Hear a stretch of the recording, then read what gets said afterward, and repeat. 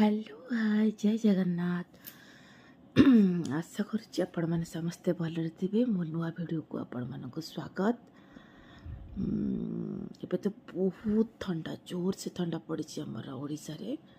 କଟକରେ ବି ବହୁତ ବହୁତ ବହୁତ ଥଣ୍ଡା ପଡ଼ିଛି। ଆଜିର ଗୋଟେ ଟପିକ୍ ଭାବିଲି ଆପଣମାନଙ୍କ ସହିତ ସେୟାର କରିବା ପାଇଁ। ପ୍ରଭୁଙ୍କ ବିଶ୍ୱାସ, ମାନେ ଆମେ ଭଗବାନଙ୍କୁ କେତେ ବିଶ୍ୱାସ କରୁ।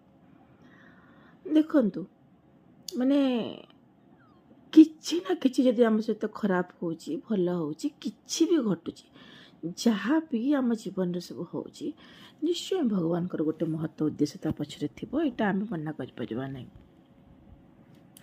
କାହିଁକି ନା ଗୋଟେ ଏକ୍ଜାମ୍ପଲ୍ ଦେଉଛି ଆପଣମାନଙ୍କୁ। ଗୋଟେ ରାଜା ଥରେ ତାଙ୍କର ଜନ୍ମଦିନ ପାଳନ କରୁଥିଲେ, ତ ତାଙ୍କ ହାତ କଟିଗଲା। କୌଣସି କାରଣରୁ ତାଙ୍କ ହାତ କଟିଗଲା। ତାଙ୍କ ମହାମନ୍ତ୍ରୀଙ୍କୁ ପଚାରିଲେ, ଆରେ ମୋ ହାତଟା କଟିଗଲା, ଏଇଟା କ'ଣ ଭଲ ନା ଖରାପ? ନା, ଭଗବାନ ଯାହା କରନ୍ତି ପ୍ରାଣୀର ମଙ୍ଗଳ ପାଇଁ। ରାଜା ବହୁତ ରାଗିଗଲେ। ଆରେ ରାଜା, ମୋ ହାତ କଟିଗଲା, ସେ କହୁଛି ଭଗବାନ ଯାହା କରନ୍ତି ପ୍ରାଣୀର ମଙ୍ଗଳ ପାଇଁ, ତାକୁ ଫାଶୀ ଦଣ୍ଡ ଦିଆଯାଉ। ସେଇଠୁ ସମସ୍ତେ ବାନ୍ଧି ନେଇଗଲେ ସୈନିକମାନେ। ସେଇଠୁ ତାଙ୍କୁ ରଖାଗଲା କାରାଗାରରେ। ଫାଶୀର ଗୋଟେ ଡେଟ୍ ଫିକ୍ସ ହେଲା। ତାର କିଛି ଦିନ ଜଷ୍ଟ ମାନେ ଅଳ୍ପ କିଛି ଦିନ ପରେ, ମାନେ ଆକ୍ଚୁଆଲି ରାଜା ନୁହଁ, ରାଜକୁମାରଙ୍କ ବାର୍ଥଡେ ଥିଲା, ତାଙ୍କ ହାତ କଟି ଯାଇଥିଲା।